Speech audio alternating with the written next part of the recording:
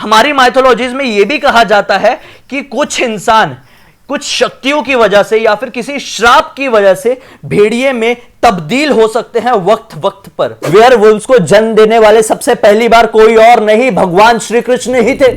तो क्या हाल है दोस्तों, ब्लेडी सत के एक और हैरान कर देने वाले बहुत ही अनोखे और खौफनाक एपिसोड में आज आप लोगों का फिर से बहुत बहुत स्वागत है। जी हां दोस्तों, आज आप जैसे मुझे देख रहे हैं, ये मेरा अंदाज सबसे अलग है। हमेशा के वीडियो की तरह मैं आज का वीडियो नहीं बनाने वाला हूं। आज के इस वीडियो में आप लोगों का मजा और भी ज्यादा दोगुना होने वाला है, क्योंकि आज का कुछ ऐसा टॉपिक है। एक काम करते हैं, पहले माहौल को थोड़ा और ज्यादा डरावना बना लेते हैं, थोड़ा सिनेमैटिक बना लेते हैं, अब बात करेंगे। तो दरअसल आज का ये वीडियो होने वाला है वेयरवुल्फ के बारे में। बहुत सारे लोग पिछले काफी दिनों से मुझे ये रिक्वेस्ट कर रहे थे कि भाई आप एक बार वेयरवुल्फ यानी इंसानी भेड़ियों के ऊपर एक वीडियो बनाओ और हमें बताओ कि आखिर इंसानी भेड़ियों की सच्चाई क्या होती है। इंसानी भेड़िए यानी एक ऐसे जीव या फिर कह लो एक ऐसे इंसान, सच बोल रहा हूं, इंसान जिनके पास एक ऐसी शक्ति होती है जिन शक्तियों की मदद से वो अपना रूप बदलकर रात के समय में भेड़िए बन सकते हैं। ऐसे इंसान जो एक खास तरीके का लेप अगर अपने शरीर में लगा लेते हैं तो उनके अंदर एक ऐसी शक्ति आ जाती है जिसकी मदद से वो एक भेड़िया जितने फुर्तीले बन जाते हैं और भेड़िया जितने ही खौफनाक भी बन जाते हैं। लेकिन आखिर कितनी सच्चाई है इन भेड़ियों की कहानियों में। ये ऐसे भेड़िए होते हैं जो दिखने में आम भेड़िए की तरह नहीं बल्कि बहुत ही विशालकाय होते हैं और बहुत ही ज्यादा डरावने होते हैं। ये ऐसे भेड़िए होते हैं भाई कि रात में पूर्णिमा के समय अक्सर जब पूर्णिमा की रात होती है ये अपना रूप ले लेते हैं। एक फिल्म भी आई थी बॉलीवुड में जिसका नाम था, अगर मैं गलत नहीं हूं तो, जुनून, जो कि राहुल रॉय की एक फिल्म थी। उसमें यह बताया गया था कि भाई राहुल रॉय शेर के रूप में आ जाते हैं और उतने ही ज्यादा ताकतवर बन जाते हैं। लेकिन क्या आप लोग ये जानते हैं दोस्तों, जो फिल्म्स होती हैं उनकी फिल्म भी एक कल्पना से ही बनाई जाती है।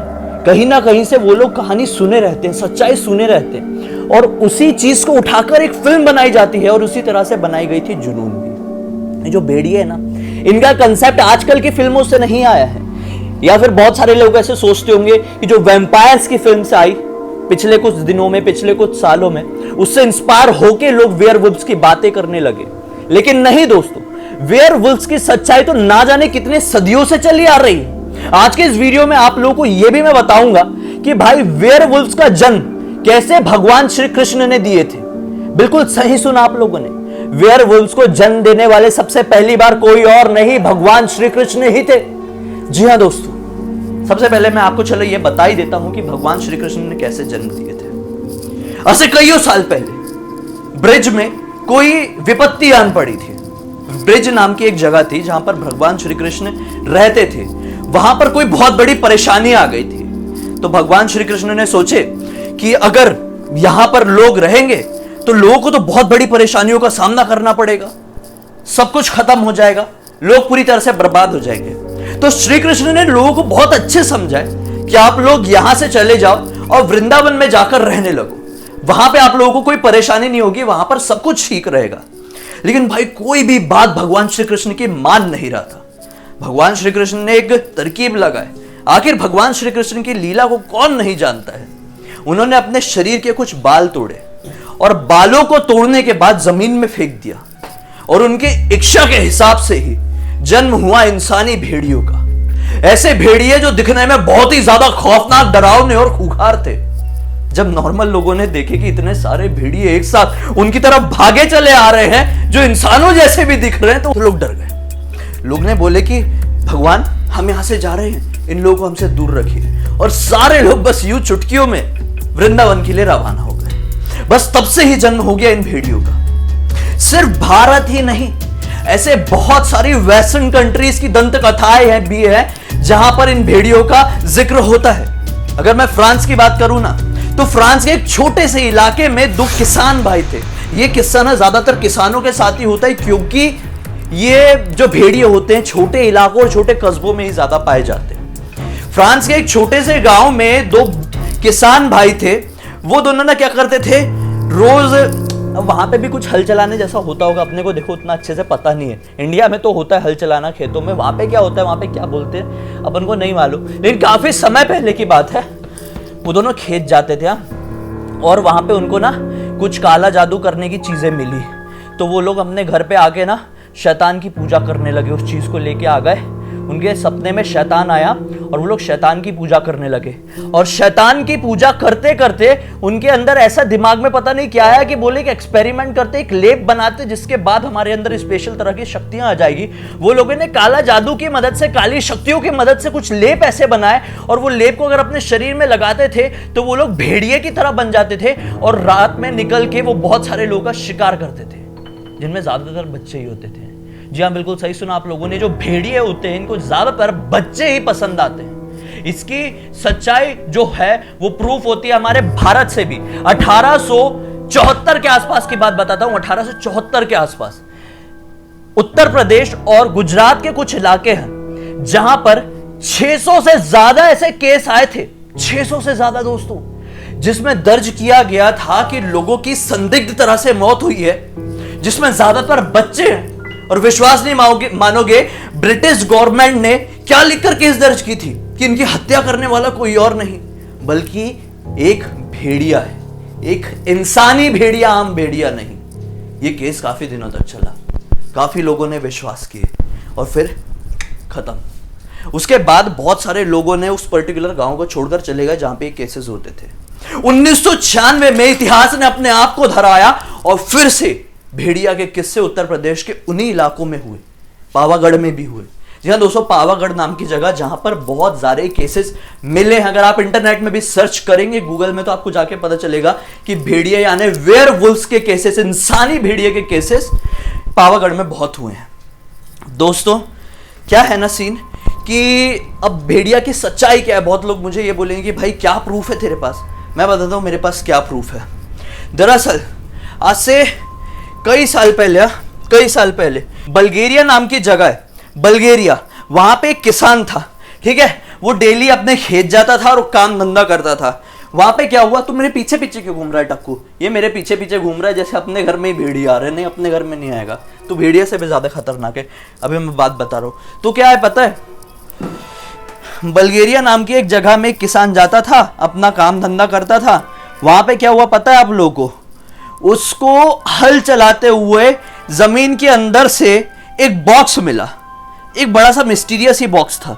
वो बहुत ज्यादा हैरान हुआ, यार कहीं इसमें सोना चांदी हीरे मोती हीरे जवाहरात तो नहीं है, पैसे वैसे तो नहीं है, मेरी तो किस्मत निकल जाएगी। उसने बड़ी हिम्मत करके उसको बॉक्स को खोला तो वो क्या पाया, स्क्रीन में दिख रहा है आप लोगों को, एक ऐसा नरकंकाल, एक ऐसी खोपड़ी, जिसे नरकंकाल नहीं कह सकते, एक ऐसी खोपड़ी थी जो इंसान की तो हो ही नहीं सकती। क्लियर दिख रहा है। इतने लंबे दांत किस इंसान के हो गए यार, किस इंसान के?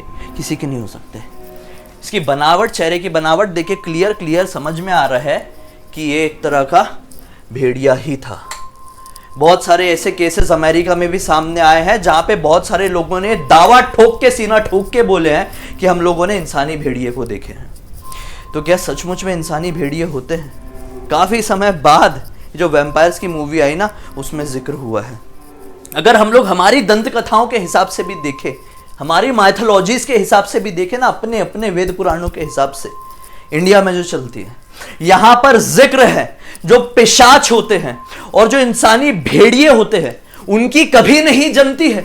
तो क्या हॉलीवुड फिल्म्स वाले हमसे ही कंसेप्ट लेके जा रहे हैं? अरे बिल्कुल सच है, गर्व करो अपने आप के ऊपर, ये बात सचमुच में सच है। हमारी माइथोलॉजीज में इस चीज का जिक्र है। हमारी माइथोलॉजीज में यह भी कहा जाता है कि कुछ इंसान कुछ शक्तियों की वजह से या फिर किसी श्राप की वजह से भेड़िए में तब्दील हो सकते हैं वक्त वक्त पर।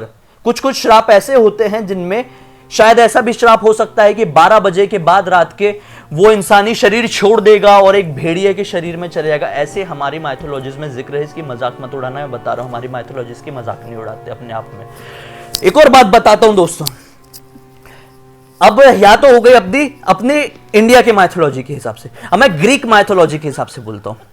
एक ग्रीक राजा था, एक बहुत बड़ा राजा था, बहुत फेमस राजा था। नाम के क्या करोगे यार, नाम से कोई फायदा नहीं है। उसने जो ज़्यूस भगवान थे उनको ना एक बच्चे की बलि चढ़ा दिया। ज़्यूस भगवान को बहुत ज्यादा गुस्सा आया और उन्होंने उस राजा को श्राप दे दिया कि तू अपनी आगे की जिंदगी आधी रात के बाद एक भेड़िया बन के बिताएगा। और वही होता था, वो एक भेड़िया में तब्दील हो जाता था। दोस्तों मानो या ना मानो, भेड़ियों की सच्चाई तो होती है, लेकिन ये जो हमारा साइंस है, हमारा विज्ञान है, इसे तो किसी भी चीज पर विश्वास करना है नहीं।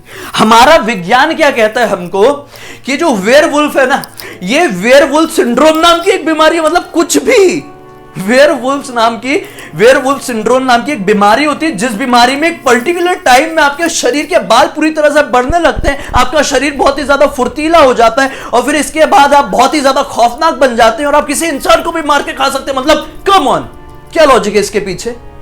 ऐसा कौन सा सिंड्रोम आ गया जिसमें आपका रात के बाद बाल बढ़ने लगेंगे, आप खूंखार बन जाएंगे, आप और भी ज्यादा फुर्तीले बन जाएंगे और आप इंसानों को खाने लगेंगे? नो, मैं नहीं मानता। दोस्तों, आज भी हमारी दुनिया में ऐसे बहुत सारे सच हैं, ट्रूथ हैं और ऐसी ऐसी चीजें हैं जिन्हें आज भी साइंस जिनका तुक निकालने जाएंगे ना, एकदम तुच्छ सा तुक निकाल पाएगी। दोस्तों, सच बता रहा हूं, जिसका कोई सेंस ही नहीं बनेगा, क्योंकि आज भी साइंस उस तरक्की पर नहीं पहुंच पाया, ना ही 10,000 साल बाद भी पहुंच पाएगा जहां पर ये सारी चीजों का तोड़ या फिर गुत्थी सुलझा पाए। दोस्तों, चलो, मुझे उम्मीद है कि आपको मेरा आज का वीडियो ये अच्छा लगा होगा। एक्सपेरिमेंटल वीडियो था, तो उम्मीद है लाइक कर दोगे। लाइक करोगे तो मैं इसी तरह के और मजेदार वीडियोस और दुगने एंटरटेनमेंट के साथ बनाऊंगा दोस्तों, जिसको देखकर आप लोगों को बहुत ही ज्यादा मजा आएगा, साथ ही साथ आपकी बहुत जानकारी भी बढ़ेगी। मन में कोई भी सुझाव है कि मैं अगला वीडियो किस टॉपिक पर लेके आऊं, तो वो टॉपिक आप मुझे मेरे इंस्टाग्राम के लिंक पर भेज सकते हैं। नीचे इंस्टाग्राम का लिंक है इस वीडियो के डिस्क्रिप्शन बॉक्स में। उतना मेहनत नहीं करना है तो यहीं पर कमेंट कर दीजिए। वीडियो पसंद आए तो लाइक कीजिए, पहली बार दिख रहा है तो मुझे मेरे चैनल को सब्सक्राइब करके बेल आइकन को दबा के ऑल के ऑप्शन में क्लिक करना, क्योंकि इसी तरह के हैरान कर देने वाले बहुत ही अनोखे वीडियो मैं रेगुलरली आप लोगों के पास लेकर आते रहता हूं, जिसकी मदद से आप लोगों का मनोरंजन भी होता है और साथ ही साथ आप लोगों की बहुत अच्छी जानकारी भी बढ़ जाती है। तो चलो, अगले एक बहुत ही कमाल के हैरान कर देने वाले बहुत ही अतरंगी वीडियो में फिर से मिलते हैं। तब तक के लिए बहुत धन्यवाद। आपका दिन शुभ हो। टक्कू सबको बाय बोल दे, टक्कू बाय बोल टक्कू बाय। ये देखो, मेरा टक्कू 2 पैर में खड़ा होकर आपको बाय बोल रहा है। 2 पैर में खड़े हो जा, टक्कू टक, ये देखो बाय। मेरा कुत्ता तू, मेरा कमीना तू, मेरा कुत्ता मेरा कमीना तू, अरे मेरा कुत्ता रे, अरे मेरा कुत्ता रे।